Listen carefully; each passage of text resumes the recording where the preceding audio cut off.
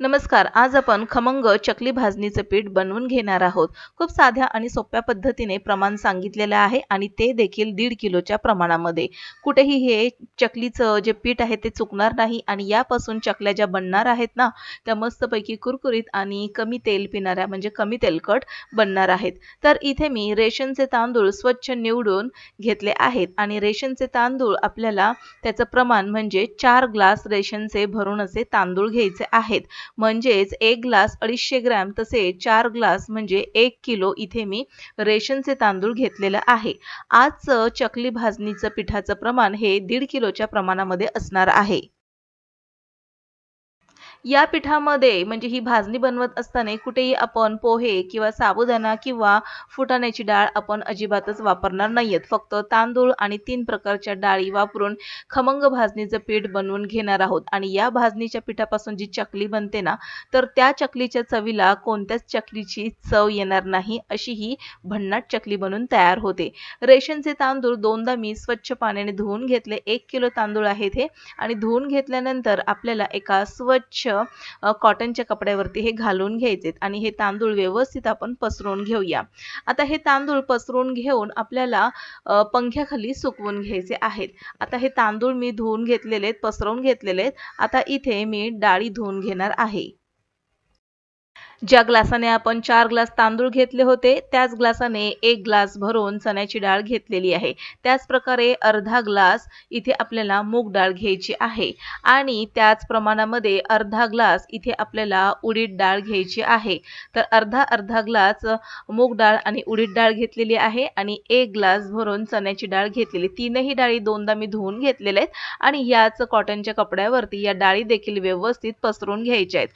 आता ह्या ज्या डाळी आणि तांदूळ आहे ना, पंख्याखाली छान असं सुकवून घ्यायचं आणि कोरडं असं झालं हे डाळी आणि तांदूळ, की मग आपल्याला त्याला भाजून घ्यायचं आहे. आता या डाळी, तांदूळ मी धुवून घेतलेले आहेत. पण जर तुमच्याकडे वेळ नसेल, तर तांदूळ स्वच्छ निवडून, डाळी स्वच्छ निवडून ओल्या कपड्याने पुसून देखील तुम्ही या घेऊ शकता. म्हणजेच भाजण्यासाठी लागणारा वेळ कमी लागेल. आता हे सर्व तांदूळ आणि डाळी सुकण्यासाठी मी जवळपास 2 तास दिले होते आणि 2 तासानंतर हे छान सुकल्यानंतर मी याला आता भाजून घेणार आहे. तर आता आपण 2 तासानंतर पाहून घेणार आहोत. तांदूळ, डाळी व्यवस्थित काढून घेऊन त्याला आपण भाजून घ्यायचंय. 2 तास झालेले आहेत आणि तांदूळ आणि डाळी खूप छान असे सुकलेले आहेत. म्हणजे एकदमच असं कुरकुरीत डाळी आणि तांदूळ सुकत नाहीत पंख्याच्या हवेला. तर त्या साधारणपणे आपल्याला भाजत असताना हाताला नरम असे लागतात. म्हणजे आता मी तांदूळ हे गोळा करतीये ना, तर साधारणपणे हे तांदूळ आपल्याला थंड असे लागतात. पण हे बऱ्यापैकी सुकलेले आहेत. आता याचा जो ओलसरपणा किंवा थोडंसं जे मॉइश्चर आहे ना, तर ते आपण भाजून सगळंच काढून घेणार आहोत. आता हे जे तांदूळ आहेत सुरुवातीला मी कढई तापण्यासाठी गॅस थोडासा फुल ठेवला आणि नंतर मध्यम आचेवरती पटापट हे तांदूळ भाजून घेतलेले आहेत आणि तांदूळ ना भाजत आले की आपल्याला खाऊन बघायचे आणि कुरकुरीत लागले ना की लगेचच आपल्याला एका ताटामध्ये काढून घ्यायचे.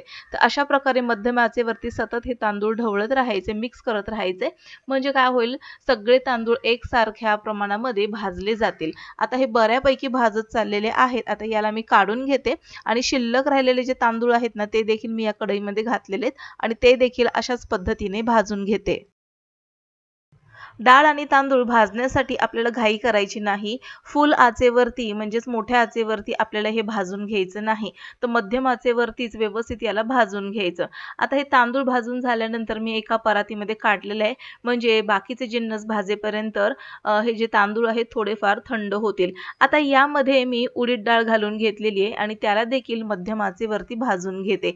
खमंग असा वास सुगंध असा सुटला की लगेचच आपण त्याला काढून घ्यायचं. आता बघा ही उडीद डाळ भाजून झालेली, याला मी काढून घेतलंय आणि आता शिल्लक राहिलेली जी 2 डाळी आहेत त्या देखील भाजून घेऊया. चणा डाळ घालून घेतलेली आहे आणि त्याला देखील भाजून घ्यायचंय.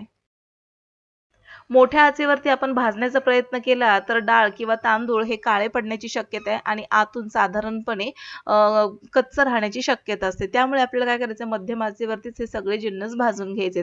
आता चणा डाळ देखील भाजून झालेली आहे. तर याला देखील मी याच परातीमध्ये काढून घेते आणि आता सगळ्यात शेवटी राहिलेली आहे ती म्हणजे मूग डाळ. तर तिला देखील मी घालून घेतलेलं आहे आणि तिला देखील मी भाजून घेते. तर डाळी भाजण्यासाठी जास्त काही मला वेळ लागला नाही. तर साधारणपणे 5 मिनिटांमध्ये या डाळी डाळी भाजून झालेले, फक्त तांदूळ भाजायला वेळ लागला कारण की ते 1 किलोचं प्रमाण होतं. आता हे भाजत असताना खमंग असा सुगंध सुटतो आणि त्यावरून देखील आपण समजू शकतो की हे छान असं भाजलं गेलेलं आहे. तर आता हे तीनही डाळी मी काढून घेतलेले आहेत आणि तांदळावरच घालून घेतलेले आहेत. आता यासाठी लागणारा मसाला आपण करून घेणार आहोत, जो आपल्याला भाजून घ्यायचा आहे. तर याच कढईमध्ये मी अर्धी वाटी धणे घालून घेतलेले आहेत आणि त्याला देखील एकदम गॅस आता इथे स्लो ठेवायचा, कारण की हे जे कोरडे जिन्नस आहेत ना मसाल्याचे, ते पटकन भाजले जातात. अर्धी वाटी धणे, 2 चमचे जिरं आणि 10 ते 12 काळी मिरी, 10 ते 12 लवंगा इथे मी घालून घेतलेले आहेत आणि छान असं 1 ते 2 मिनिटासाठी याला असं भाजून घेते. आणि हे छान असं भाजत आलं की सगळ्यात शेवटी 1.5 ते 2 चमचे ओवा मी घातलेला आहे आणि त्याला देखील व्यवस्थित शेकून घ्यायचा आहे. तर ओवा जास्त आपल्याला भाजून नाही घ्यायचा, हलकासा शेकल्यासारखा करायचा. कारण की बाकीचे जिन्नस गरम आहेत, तर ओवा लगेचच आपल्याला शेकल्यासारखा होतो. आता हे जे जिन्नस आहे, हे आपण याच परातीमध्ये घालून घेऊया. आता हे सर्व जिन्नस थंड झालं की याला दळून आणायचं आहे आणि खमंग भाजणीचं पीठ यापासून आपण तयार करून घेणार आहोत. तर आजचा व्हिडिओ आवडल्यास नक्कीच लाईक, शेअर आणि सबस्क्राईब करा आणि याचा नेक्स्ट व्हिडिओ जो आहे चकलीचा, तो देखील पाहायला विसरू नका.